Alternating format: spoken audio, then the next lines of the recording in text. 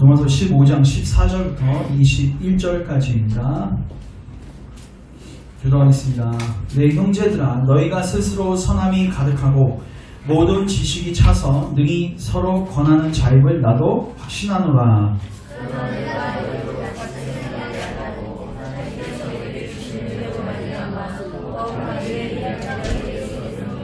이 은혜는 곧 나로 이방인을 위하여 그리스도 예수의 일꾼이 되어 하나님의 복음의 제사장 직분을 하게 하사 이방인을 제물로 드리는 것이 성령 안에서 거룩하게 되어 받으실 만하게 하려 함이니라.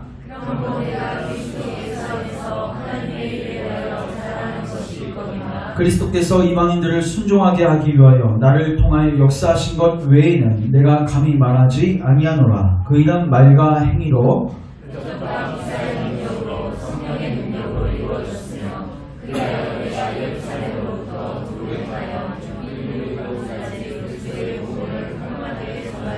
또 내가 그리스도의 이름을 부르는 곳에는 복음을 전하지 않기를 힘썼노니 이는 남의 터 위에 건축하지 아니하려 함이라. 기업병과 죄의 소식을 받지 못한 자들이 볼 것이요 듣지 못한 자들이 깨달으리라 함과 같으니라. 아멘. 기도하겠습니다. 하나님, 오늘도 우리를 예배의 자리로 부르시고 하나님 말씀 듣게 하시니 감사합니다. 이 시간에 우리에게 집중할 수 있는 체력과 깨달을 수 있는 지혜와 적용할 수 있는 은혜를 주시옵소서. 이 말씀을 우리 삶 가운데 깊숙하게 뿌리내려서 우리가 믿음의 삶을 살게 하옵소서. 부족한 종은 십자가 대에 감추시고 오직 성령의 능력과 큰 확신을 가지고 주의 말씀만을 주의 뜻 본대로 증거하게 하옵소서. 오늘 성령께서 일하실 것을 기대하며 예수님의 이름으로 기도합니다. 아멘. 오늘은 로마서 15장 14절부터 21절 말씀을 통해서 따라하겠습니다. 그리스도인의 제1의 사명. 자, 이 부분을 가지고 나누도록 하겠습니다. 이제 사실 로마서 결론 부분입니다. 오늘부터 이제 결론 부분이고 한 두세 번 하면 이제 정리가 될 것 같은데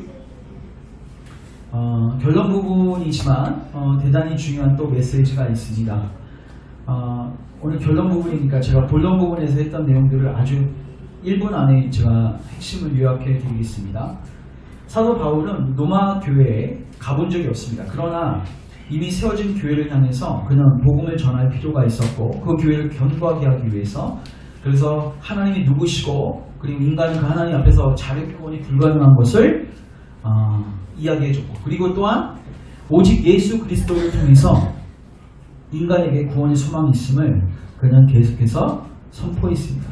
그리고 그렇게 예수님을 믿는 자들은 중도의 하차 없이 하나님께서 그 구원을 끝까지 이루어 가신다는 그 완성에 대한 소망을 또한 이야기했습니다. 그래서 로마서 8장 보시면 그리스도 예수 안에 있는 자에게는 결코 정죄함이 없다고 분명히 말씀을 드렸습니다. 그리고 이제 그 은혜를 아는 자들은 어떻게 살아야 되는가? 내 몸을 하나님께 산 제물로 드려야 된다. 그래서 그 산 제물로 드리는 삶이 무엇인가? 특별히 관계 속에서, 원수와의 관계 속에서, 그리고 교회 교우들과의 관계 속에서, 국가의 관계 속에서 어떻게 살아야 하는가를 우리가 몇 주간에 걸쳐서 살폈습니다. 이제 사도 바울은 마지막 결론 부분에 자기가 진짜 아주 인간적이고 솔직한 이야기들을 이제 많이 하게 됩니다. 그래서 이 부분들을 통해서도 우리가 하나님 메시지를 캐치했으면 좋겠습니다. 먼저 오늘 우리가 읽은 24절부터 21절은요. 사도 바울이 로마서를 쓰게 된 동기를 이야기합니다. 내가 왜 로마서를 썼는가? 여러분 이미 로마서를 쓰기 전에 로마에는 로마 교회가 세워져 있었습니다. 사도 바울이 처음으로 증거한 것이 아니라 이미 그곳에는 다른 사람들이 가서 물론 평신도이지만 그들이 가서 그곳에 복음을 전하고 그곳에 하나님의 놀라운 복음의 역사가 나타나서 교회가 세워지고 있었어요. 그리고 그 교회가 소문이 좋았습니다. 그럼에도 불구하고 사도 바울은 로마서를 썼습니다. 다른 서신에 비해서 대단히 디테일하게 썼어요. 그 이유는 직접 설교한 적이 없기 때문에 자세하게 쓸 수밖에 없는 거예요. 그들은 설교를 듣지 못하고 읽어야 하니까 자, 근데 자기가 로마서를 쓴 이유를 이렇게 두 가지로 이야기를 하는데, 먼저 14절, 15절을 같이 한번 읽도록 하겠습니다. 같이 읽겠습니다. 시작.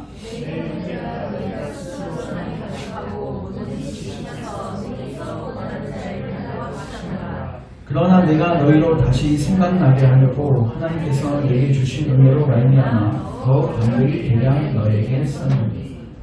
아멘. 14절 보면요, 노마교회에 아부하는 게 아닙니다. 진짜로 노마교회는 이러한 교회였습니다. 어떤 교회였냐면 선함이 가득했어요. 복음을 알았기 때문에 선한 행실들이 가득한 교회였고, 또 여기 보시면 모든 지식이 차서 성경을 잘 알았고 하나님을 잘 알았고 복음이 뭔지도 분명하게 아는 교회였습니다. 뿐만 아니라 여기 보시면 서로 권하는 자. 근데 여기서 앞에 뭐가 나와 있냐면 능이라는 단어가 나와 있죠. 왜 이 능이라는 단어가 나와 있을까요? 권하는 게 쉽지가 않습니다. 용기가 필요하고 하나님의 은혜가 필요하죠. 근데 로마 교회는 한 명 목회자가 성도들에게만 권면하는 게 아니라 이게 피차 권면하는 교회였어요. 성도가 성도 안에도 권면하고 성도가 목회자에게도 권면하고 목회자가 또 성도들에게도 권면하는 피차 권면하는 교회였습니다. 여러분, 직분은 계급이 아닙니다. 우리는 잘못된 뿌리 속에서 자랐습니다. 목사가 위에 있고 그 밑에 장로고 그 밑에 집사가 있는 마치 군대 같은 그런 계급 사회 속에서 우리는 신앙생활을 했습니다. 성경적이지 않습니다. 직분은 뭐냐면요, 하나님의 교회를 섬기라고 주신 은사예요. 은사. 목사는 특별히 뭘로써 이 일을 기능하냐면 선지자의 직분을 통해서 이 일을 감당하게 됩니다. 그리고 장로들은 왕으로서 교회를 치리하고 다스립니다. 그리고 집사들은 대제사장으로서 구제하고 섬기는 거죠. 그러니까 예수 그리스도께서 선지자 되시고 대제사장 되시고 왕 되셨는데 그 예수 그리스도께서 이 교회를 통치하실 때 왕으로서 통치하시고 대제사장으로서 통치하시고 선지자로서 통치하실 때 사용하시는 방법이 뭐냐면 사람들을 세우는 거예요. 목사를 세우고 장로를 세우고 집사를 세우는 거예요. 그래서 그들로 하여금 예수님의 그 사역을 구현하고 감당하게 하는 거죠. 그래서 여기 안에 그리스도의 아름다운 공동체가 형성되게 하는 거죠. 그래서 모든 직분은 은사입니다. 계급이 아닙니다. 그래서 피차 권면할 수 있고 피차 권면을 받고 그리고 하나님이 원하시는 길로 나아가야 됩니다. 근데 노마교회가 그러했습니다. 피차 권면하는 교회입니다. 근데 그런 완벽하고 좋은 교회임에도 불구하고 사도 바울이 로마서를 다시 쓰죠. 이유가 뭐냐면 15절 보시면 그러나 내가 너희로 다시 생각나게 하려고 따라하겠습니다. 다시 생각나게 하려고. 여러분이 잘 아실 겁니다. 여러분들은 망각의 동물입니다. 배워도 일주일만 지나면 까먹고. 그래서 목회자는 편합니다. 사실 여러분들이 너무 잘 기억하시면 제가 어려움을 겪는데 근데 너무 잘 까먹으면 또 목회자가 너무 힘들어요. 그런데 또 그게 목회자가 해야 할 일이죠. 그래서 여러분 목회자는 사실 새로운 것만 계속 나눠주는 존재가 아니라 내가 이미 전했던 그 복음을 다시 뭐 하는 거예요? 계속 반복하고 다시 생각나게 하는 것이 목회사역의 본질이다. 사실 여러분 복음은 복잡하지 않고 그렇게 길지도 않습니다. 넌 죄인이고 하나님께서 너를 위해서 예수님 보내주셨고 예수님을 통해서만 너의 구원이 이루어진다. 그래서 예수님만 꽉 붙으십시오. 이 단순한 진리 하나를 목회자는 다양한 각도에서 선포하고 다시 생각나게 해주는 거죠. 이게 사도 바울이 했던 사역의 핵심이에요. 그래서 여러분 서신서를 읽어보면요, 사도 바울이요 반복을 정말 많이 합니다. 제가 봤을 때 탁월한 교사입니다. 저도 성격이 급해서 애들 가르칠 때 제가 쓰는 그 티칭 방법이 뭐냐면요, 오늘 하루에 다 끝내는 거예요. 그러니까 저는 이렇게 막 나무만 보는 그 수업을 되게 싫어해요. 사실 오늘 일단은 초등학생 예를 들면 오늘 일단은 1학년부터 6학년까지 내가 한 방에 정리를 해주겠다. 말도 안 되는데 그래서 이 아이가 전체 큰 숲을 보고 그 다음에 나무를 보게 가르치죠. 근데 중요한 거는 그렇게 가르치면 애들이 금방 또 까먹어요. 그래서 그걸 계속 뭐야? 반복해서 애들이 전체 윤곽을 잡고 그 다음에 나무를 세울 수 있도록 도움니다. 근데 사도 바울이요 보시면요 큰 그림을 계속 잡게요. 우리가 반복을 계속합니다. 근데 이 역할을 베드로도 하고 있어요. 여러분 베드로도 죽기 일보 직전에 이렇게 이야기합니다. 우리 베드로 전 후서 한번 1장을 가보시면 베드로후서 1장을 가보시면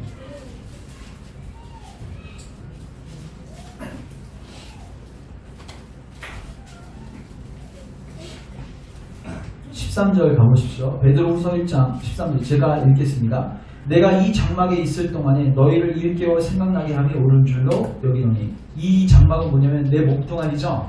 이제 그는 얼마 있으면 주님 품으로 갑니다.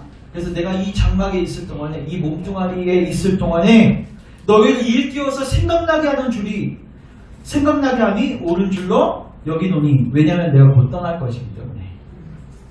자, 근데 15절 보시면 내가 힘써 너희로 하여금 내가 떠난 후에라도 어느 때나 이런 것을 뭐하게 하려 합니다? 생각나게 하려 합니다. 그러면서 쭉쭉 자기가 했던 이야기들을 다시 한번 이야기해 줍니다. 자, 저를 주목하시고 여러분 그래서 여러분들이 한번 알았다고 해서 끝내지 마십시오. 말씀을 계속해서 읽고 묵상하고 하나님께서 우리에게 가르쳐 주셨던 그 지혜와 깨달음들을 반복해서 묵상하십시오. 물론 이거는 제가 해야 하는 역할이기도 하지만 여러분들이 학습자로서 여러분들이 배우는 자로서 그 자리에 그런 자세로 참석하셔야 돼요. 그렇게 될 때 교회가 어떻게 된다? 견고하게 세워진다. 자, 근데 중요한 거는 이게 사도 바울이 로마서를 쓴 하나의 이유였죠. 그러니까 인간은 망각의 동물이기 때문에 반복할 수밖에 없었습니다. 근데 더 중요한 이유가 있었습니다. 그건 뭐냐면 정말 본질적인 이유인데 그가 그 일로 부르심을 받았기 때문입니다. 그가 그 일로 뭐를 받았어요? 부르심을 받았어요. 여러분 그 이야기가 있습니다. 한번 들어보시면 어떤 사람이 잘 까먹는 사람이 있었어요. 특별히 뭘 까먹냐면 자기가 벗은 옷을 어디에 둔지 그리고 자기가 그래서 뭐 지갑이나 혹은 차키나 이런 것들을 어디에 두는지 계속해서 까먹는 사람이 있어요. 그러니까 아침마다 이거의 전쟁인 거예요. 그래서 하루 내내 그거 찾다가 끝난 날이 있는 거예요. 근데 저녁 한 9시 돼서 찾습니다. 하루 일과를 볼 수가 없죠. 그래서 이 사람은 이제 이거 안 되겠다. 결심을 합니다. 그래서 이렇게 계획을 세웁니다. 자기 전에 자기가 키를 어디다 두고 지갑을 어디다 두고 옷을 어디다 벗어 두었는지를 메모지에 적는 거예요. 그리고 그거를 머리맡에다 이제 넣고 잡니다.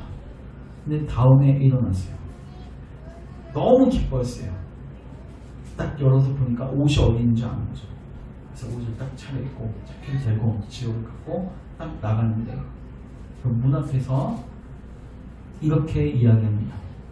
그런데 내가 어디 가는 거지?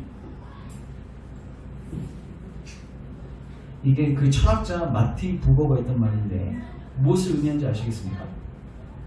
이게 뭐예요? 다 준비됐어요.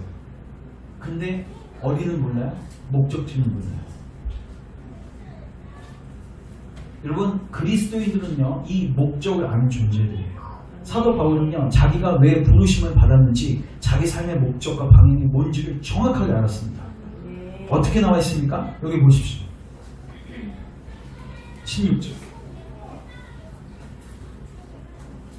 이 은혜는 곧 나로 이방인을 위하여 그리스도 예수의 일꾼이 되어 하나님의 복음의 제사장 직분을 하게 하사. 여기 보시면 예수의 일꾼 이렇게 되어 있고 복음의 제사장. 사도 바울은 뭘로 부름받았는가? 복음의 제사장. 제가 묻겠습니다. 제사장은 누가 제사장이십니까? 유일한 제사장. 예수 그리스도죠. 제사장은 여러분 라틴어로 다리라는 뜻이에요. 하나님과 인간을 연결시켜주는 교량 역할을 하는 거죠. 근데 유일하게 누구만? 예수님은 우리의 중보자이시고 우리의 다리이신 거죠. 근데 그리스도인들도 뭐라고 이야기합니까? 제사장이라고 이야기합니다. 그러면 예수님이 하셨던 제사장 역할과 우리가 하는 제사장 역할이 뭐가 다른가? 예수님은 직접 연결시켜줍니다. 이해되세요? 예수님은 직접 다리가 되십니다. 십자가에 죽고 부활하심으로써 직접 본인이 다리가 되셔서 인간과 하나님 사이를 뭐 하세요? 연결시켜 주시고. 근데 우리는 뭐예요? 우리는 직접 다리가 아니죠? 우리는 뭐 하라고 하는 거예요? 저 다리로 가세요 하고 그 다리로 뭐 해주는 거예요? 안내해 주는 거예요. 뭘 선포하는 거예요? 복음을 선포하는 거예요. 그럼으로써 그 사람이 하나님과 관계 맺을 수 있도록 뭐 하는 거예요? 도와주는 거죠. 이게 뭐냐면 그리스도인들의 삶의 목적입니다. 삶의 부르심의 자리인 거예요. 그러니까 모든 그리스도인들은 따라하겠습니다. 모든 그리스도인은 선교적 존재입니다. 저희 교회가 열방교회인데 여러분의 마음은 여러분 가정에만 머물러 있으시면 안 돼요.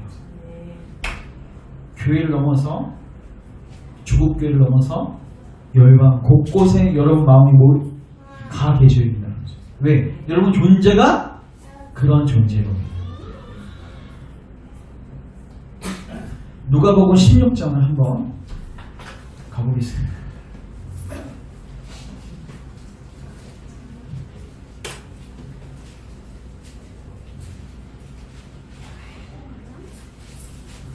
여러분 이 예수님이 하신 비유인데 이게 뭘 의미하는지 제가 일단 읽고 난 다음에 물어보겠습니다. 16장 1절 또한 제자들에게 이르시되 어떤 부자에게 청지기가 있는데 그가 주인의 소유를 낭비한다는 말이 그 주인에게 들린지라 주인이 그를 불러 이르되 내가 내게 대하여 들은 이 말이 어찌 됩니까? 내가 보던 일을 세마라 청지기 직무를 계속하지 못하리라 하니. 이게 뭐예요? 때려치라는 거죠. 이 청지기가 주인의 재물을 가지고 지 마음대로 쓰고 막 지 마음대로 한 거예요. 이게 주인 귀에 딱 들어가니까 주인이 너 때려쳐라. 지금까지 했던 월급 딱 주고 이제 해고 통지 날리는 거죠. 자 3절 청지기가 속으로 이르되 주인이 내 직분을 빼앗으니 내가 이제 무엇을 할까? 땅을 파자니 힘이 없고 빌어먹자니 부끄럽구나. 근데 이제 할 일을 딱 깨닫게 됩니다. 그게 무엇인가? 이렇게 하면 직분을 빼앗긴 후에 사람들이 나를 자기 집으로 영접하리라 하고 주인에게 빚진 자를 일일이 불러다가 먼저 온 자에게 이르되 내가 내 주인에게 얼마를 빚졌느냐 말하되 기름 100만입니다. 이러되 여기 내 증서를 가지고 빨리 앉아 50이나 쓰라고. 또 다른 이에게 이르되 너는 얼마나 빚졌느냐 이러되 밀 100성입니다. 여기 내 증서를 가지고 80이나 쓰라 하였는지라. 주인이 이 옳지 않은 청지기가 일 지혜있게 하였으므로 칭찬하였으니 이 세대 아들들이 자기 시대에 있어서는 빛의 아들들보다 더 지혜로우니라. 아멘. 그러면서 9절 같이 읽습니다. 시작. 내가 너희에게 말하노니 불의의 재물로 친구를 사주라. 그러면 그 재물이 없어질 때 그들이 영원한 영주할 처소로 옮겨가리라. 아멘. 그래서 저를 주목하십시오. 뭔 말인지 모르시겠죠? 사기치라는 겁니까? 예보나 사기치라는 거야 이게? 여러분들이 누구 밑에서 일을 하는데 그 사람이 해골 통지를 날리면 살기를 모색해야 되니까 어떻게 하는 거예요? 그러니까 쉽게 말해서 여러분 이렇게 생각하시면 돼요. 어떤 회사에 다니는데 영업사원인데 영업사원분들 제가 몇 명 아닌데 그 영업사원들 아마 이해가 잘 되실 거예요. 거래처는 사실 사장보다 누가 더 잘 알죠? 영업사원들이 더 잘 알죠? 해고 통지 딱 될 때 영업사원들하고 뭐 한 거야? 관계를 잘 맺는 거죠. 자비를 베푼 거죠. 막 회사 돈 쓰면서 막 먹을 것도 사주고 막. 그러면서 그 사람을 내 사람으로 만드는 거죠. 딱 해고한 다음에 그 사람하고 뭐 하는 거예요? 경제적 관계를 내서 이제 공생하는 이런 사기를 치라는 본문이냐는 거죠. 그래서 아니 여기서 보면요 구절에 직접적으로 그 말이 나와요. 불의의 재물로 친구를 뭐해라? 사기라. 이게 뭔 말입니까?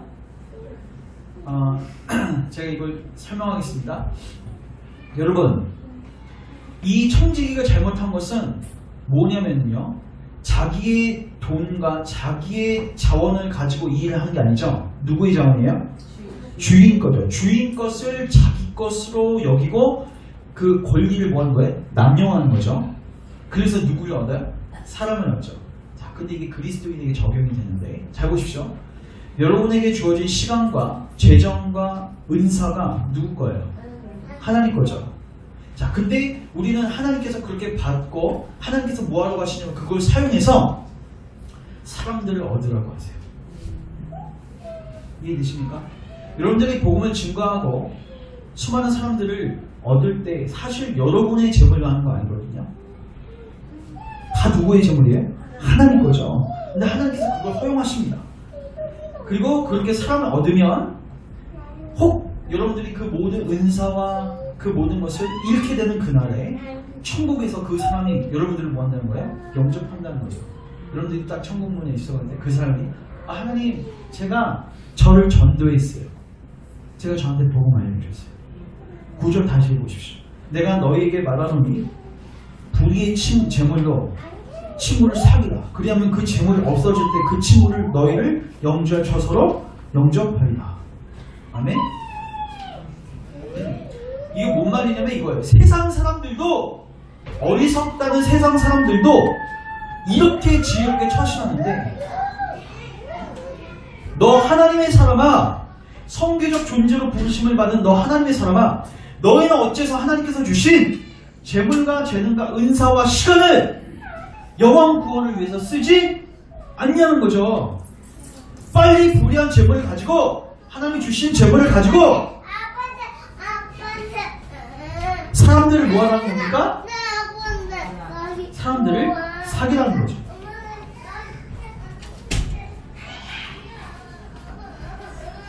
결국 우리 삶에 있어서 목적을 분명히 하셔야 됩니다. 하나님 왜 우리에게 재능을 주시고 왜 우리에게 재정을 주시고 시간을 주셨습니까? 여러분을 복음의 제사장으로 쓰시기 위해서 주신 겁니다. 여러분 계속 그 재물, 불의한 재물을 사용하셔서 누구를 얻으셔야 돼요? 친구를 빨리 얻으셔야 되는 겁니다. 자, 이제 다시 본문 돌아오십시오. 로마서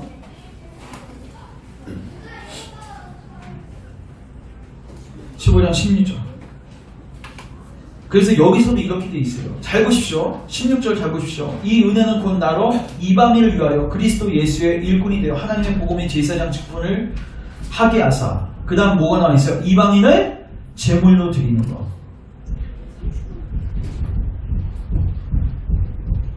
참된 사역의 문제에 대해서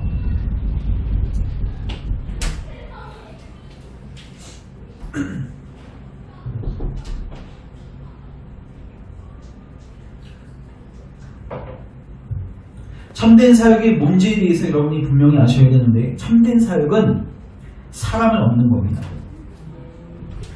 저는 지금 많은 교회들이 사람의 포커스가 있지 않고 건물에 포커스가 있고 보이는 것에 포커스가 있는 거 전부 다 비성경적입니다. 여러분 교회는 건물이 아닙니다. 교회는 건물이 아닙니다. 그 건물은 뭐냐? 그런 사람들이 예배드릴 수 있는 장소에 불과한 거예요. 하나님이 이 장소에 계신 게 아니라 우리 안에 계시는 거예요. 그래서 여러분들이 이 삶의 목적을 분명히 하십시오. 여러분의 삶의 목적은 누구를 얻는 것입니까? 사람을 얻는 것입니다. 그 사람들에게 복음을 전해서 그 사람들이 은혜 안에서 자기를 하나님께 거룩한 산 제물로 드릴 수 있도록 여러분들을 지속적으로 뭐 하는 거예요? 복음을 외치는 거예요. 복음의 제사장 역할을 하는 거예요. 그러면 이 사람이 자기 자신을 하나님께 제물로 드리겠죠.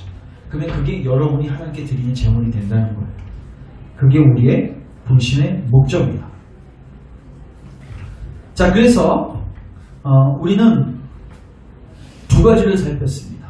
왜 노마서를 썼는가? 인간이 망각의 동물이고, 두 번째는 그의 부르심 자체가 그것을 위해서 부르심을 받았다는 거죠. 자, 이제 마지막으로 그러면 그가 감당했던 사역을 통해서 참된 사역이 무엇인지 제가 세 가지로 정리하겠습니다. 이건 제가 좀 빨리 진행하도록 하겠습니다. 자, 17절 제가 읽겠습니다. 그러므로 내가 그리스도 예수 안에서 하나님의 일에 대하여 자랑하는 것이 있거니와 그리스도께서 이방인들을 순종하게 하기 위하여 나를 통하여 역사하신 것 외에는 내가 감히 말하지 아니하노라 하면서 쭉 나오죠. 자, 첫 번째, 자, 따라하겠습니다. 사역은 하나님이 하시는 것이다. 여기서 보시면요, 17, 18절 보시면요, 사도 바울이 이렇게 이야기합니다. 이거를 지금 제가 공동 번역으로 제가 읽어드리겠습니다. 들어보십시오. 그러므로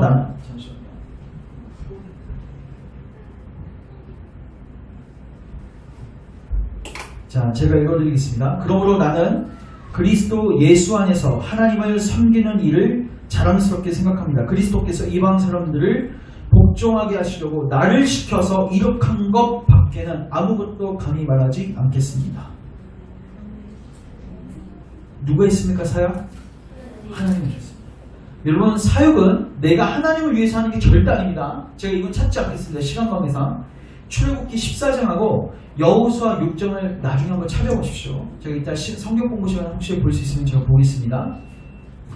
홍해를 가르는 사건이 출애굽기 14장에 나오고 여리고 성을 무너뜨리는 사건이 여호수아 6장에 나오는데 홍해를 가르는 그 이야기하고 여리고 성을 가르라는 그 이야기를 모세가 고안하지 않습니다. 누가 시켜요? 하나님이 시켜요. 하나님이 모세에게 지팡이를 들어 갈르라고 명령하시고 여호수아에게는 너희들이 7바퀴 돌고 소리를 지르고 함성을 지르라고 누가 명령하세요? 하나님 명령하세요. 그걸 고안한 사람이 고안한 게 사람이 아니라고요. 하나님은 뭐 한 거예요? 하나님이 고안하시고 하나님 시키신 거예요. 그러면 모세든 여호수아는 그거에 뭐 한 거예요? 순종한 거예요. 동참한 거예요. 심지어 모세는 어떻게 얘기했냐면 출애굽기 14장에서 너희는 가만히 있어. 너희는 뭐해라? 가만히 있어. 여호와께서 너희를 위해서 싸우시고 너희를 위해서 행하실 것이다. 너희는 주의 영광을 보이라. 여러분, 사역은요, 내가 하나님을 위해서 뭘 하는 게 아닙니다. 사역은 누가 하시는 거예요? 하나님이 하시는 거예요. 그럼 우리는 뭐 하는 거예요? 동참하는 거예요. 우리가 복음의 제사장으로 부름을 받았죠? 우리의 삶의 목적이 그겁니다. 그런데 그것조차도 누가 하세요? 하나님이 하시는 거예요. 우리는 뭐 하는 거예요? 동참하는 거예요. 그래서 우리는 항상 이걸 놓고 기도해야 합니다. 하나님, 내가 무엇을 하기 원하십니까? 물론 큰 그림이 이미 그려졌어요. 영혼을 구원하는 게 그 사람을 얻는 게 우리 삶의 목적이어야 돼요. 이방인을 제물로 하나님께 드리는 게 목적이어야 돼요. 사랑이 목적이어야 됩니다. 항상. 근데 구체적인 그 사역의 방향에 대해서 하나님께 뭐 해야 돼요? 물어야 돼요. 내가 자의적으로 하면 안 되고 하나님께 항상 묻고 하나님이 원하시는 자리에 순종함으로 살죠. 그러면 누가 일하세요? 하나님 일하십니다. 그러면 누가 영광 받으세요? 하나님 영광 받으십니다.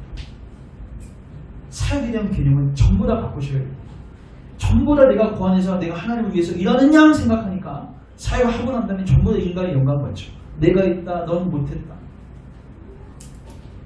건강한 교회가 되기 위해서는 이 사역에 대한 이해가 분명해야 해요. 그 다음에 사역은 무엇인가? 자, 여기 보시면 사역하는 자세, 사역은 하나님이 하시는 거라고 제가 먼저 말씀드렸고 19절 같이 읽습니다. 시작! 그래야 내가 예루살렘으로부터 도로행하 일루리곤까지 그리스도의 복음을 사도 바울의 사역이 뭐냐면요, 예루살렘부터 시작해서 일루리곤까지 그리스도의 복음을 편만하게 전했죠. 근데 원칙이 또 하나 있었어요. 20절 같이 읽습니다. 시작! 또 내가 그리스도의 이름을 부르는 곳에는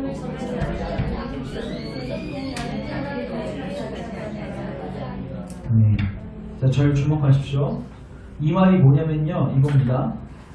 사도 바울은요, 다메섹 그 도산에서 예수님을 만나고 난 다음에 온 일생을 전부 다 복음의 제사장 역할을 감당하는데 사용했습니다. 그 아마 여러분들이 서신서 읽어보시고 사도행전 읽어보시면 동의가 되실 거예요. 예루살렘으로부터 시작해서 일루리곤까지 편만하게 주의 복음을 전했어요. 이 말은 뭐냐면요, 여러분, 일루리곤은요 로마 건너가기 바로 경계 직전이에요. 이 말은 뭐냐면요, 인간이 할 수 있는 한 거의 끝까지 복음을 전한 겁니다.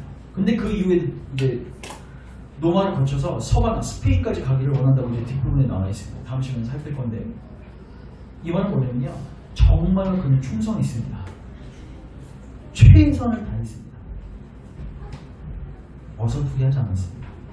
이게 사역을 하는 자세 첫 번째. 그 다음에 두 번째는 뭐였냐면 내가 그리스도 이름을 부르는 곳에는 복음을 전하지 않기를 고했다. 힘썼다. 이건 뭐냐면요. 복음이 들어간 지역에는 그곳에 가지 않았어요. 바울이. 물론 이건 바울의 독특한 부르심입니다. 여러분 아볼로는 복음이 이미 들어간 지역에 부르심을 받았죠. 그래서 어떻게 했어요? 거기 가서 이미 하나님을 아는 사람들에게 하나님 말씀을 가르쳐서 그들을 자라나게 했죠. 근데 바울은 특별히 어떤 존재였어요? 그는 개척자였어요. 하나님이 복음의 불모지로만 보내십니다. 근데 여기에는 또한 그 어떤 의미가 있냐면 그는 다른 사역자들하고 비교하고 경쟁하지 않았습니다. 이거 잘 기억하셔야 돼요. 다른 사역자하고 비교 경쟁하지 않았습니다.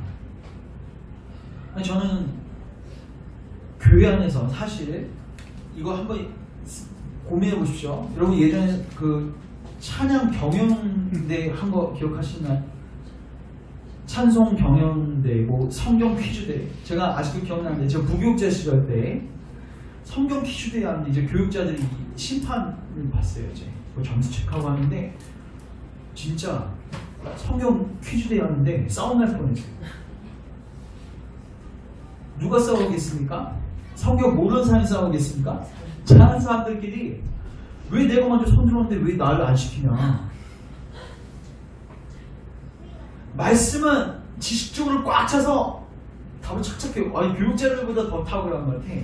근데 그 말씀을 아는 사람이 그렇게 반응하니까 당황스러운 거죠. 근데 교회를 움직이는 지금 방식을 잘 보십시오. 90%가 경쟁입니다. 전도도 경쟁 붙이고 찬양도 경쟁 붙이고. 여러분 애들 잔치하는 거? 그것도 사실 요새는 경쟁으로 가요. 이게. 많이 줘보십시오. 근데 다른 애를 더 많이 주면 열받는 거죠. 상대적인 거예요 항상. 사도 바울은 사역을 비교하지 않았어요. 고린도전서 3장 나중에 찾아보십시오. 아볼로하고 사람들이 아볼로하고 바울을 비교하거든요. 근데 사도 바울이 뭐라는지 아십니까? 난 신경 안 쓴다. 나는 하나님이 심으라고 부르신 자고 그는 물 부어주라고 부어주신 자. 나의 역할과 그의 역할이 다르다. 그럼 나는 각각 뭐 한 거야? 나는 나대로, 아볼로는 아볼로대로 충성한 거야. 그랬더니 일하시는 분은 경쟁 관계가 아니라 동역자라고 거기 분명히 나와 있습니다. 그리고 고린도전서 4장에 가시면 맡긴 자들에게 요구되는 것은 경쟁하고 서로 싸우는 게 아니라 맡긴 자에게 요구되는 것은 충성이다. 그래서 여러분 사도 바울 사역을 보시면요, 다른 사람들을 인식하지 않고 그냥 자기가 갈 길을 묵묵하게 걸어갑니다. 그래서 누가 잘못한다고 해서 그 사람 질책하고 너 왜 안 하냐 원망하지 않고 비방하지 않고 또 나 하나쯤이야 나 안에도 누군가가 일하겠지 이런 아니라는 태도로 갖지 않아요. 자기의 길을 하나님과의 나의 관계에 초점을 맞춰서 충성스럽게 걸어갔던 것입니다. 이게 사역하는 자세이다. 그래서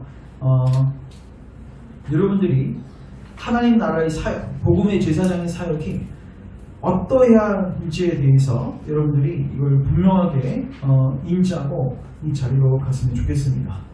말씀을 정리하겠습니다. 오늘 우리는 로마서를 쓴 동기를 두 가지를 봤어요. 여러분들은 앞으로 이 사역들을 계속 하셔야 돼요. 아이들을 가르치시든 주변에 있는 사람들을 가르치시든. 왜 우리는 말씀을 가르치고 증거해야 되는가? 그러면 사람은 진짜 망각의 부분입니다. 제가 목회자들이 지금 애들 또 가르치잖아요. 정말 잘 까먹어요. 이거 한 가지만 얘기하고 정리합니다. 제가 여러분 선생님의 특징이 뭐냐면요. 선생님이 이 한 판에 들어있기 때문에 내가 이 아이를 언제 이걸 설명하는지 느낌이 와요. 제가 고3 아이들을 이제 질문을 받으면 제가 풀어주죠. 그리고 한 2-3주 되면요. 그 아이가 그 문제를 또 가져와요. 비슷한 거. 제가 그 아이한테 이렇게 얘기합니다. 야 그거 내가 며칠 전 풀어줬잖아. 그럼 그 아이가 저한테 안 풀어줬어요. 그럼 저는 연습장 가져오라고 합니다. 연습장 가져와서 찾습니다. 제가 찾고 그 아이한테 눈에 딱 보여줍니다. 야 이거 내가 분명하게 너한테 설명했다. 그리고 또 한 달만 지나면 전부 다 까먹어요. 그래서 무한 반복. 여러분 계속 배우시고 또 여러분들은 계속 아이들에게 가르치셔야 합니다. 그래야지 건강히 자랄 수 있어요. 그리고 중요한 거는 우리가 그 일로 부르심을 받았어요. 복음의 제사장이 되었어요. 그렇기 때문에 여러분들은 이 삶을 감당하셔야 됩니다. 어떤 자세로 감당하셔야 돼요? 충성되게 감당하시고 비교하지 말고 감당하시고 하나님만 보고 감당하시고 하나님 일할 거를 기대하고 감당하시면 돼요. 그러면은 여러분 삶을 통해서 하나님께서 많은 사람들을 붙여주실 것입니다. 하나님이 주신 그 불의한 재물, 이거 불의한 거예요. 왜 여러분 거가 아니잖아. 그런 하나님 그거 허용하셨습니다. 여러분이 그 불의한 재물로 계속해서 친구를 사귀십시오. 이방인들을 재물을 하나님께 바치십시오. 그럼 그 사람들이 여러분들의 영광이 될 것입니다. 제가 기도하고 마치겠습니다. 하나님 오늘 말씀을 통해서 우리의 위치를 보게 하시니 감사합니다. 우리를 복음의 제사장들로 부르셨습니다. 하나님 이 부르심을 분명하게 깨닫고 남은 생에 불의한 채무로 열심히 친구를 사귀고 사람들을 얻는 참된 그리스도인들로 살아가게 하옵소서. 충성을 다해서 이 사역을 감당하게 하시고 다른 사람들과 비교하지 않고 하나님만 바라보고 이 사역 감당하게 하시고 하나님이 하실 것 기대하고 하나님만 신뢰하며 이 사역 감당할 수 있도록 은총을 베풀어 주시옵소서. 우리를 통해서 이 열방교회를 통해서 또 조국교회를 통해서 주의 복음이 편만하게 증거되게 하옵소서. 예수님의 이름으로 기도합니다. 아멘.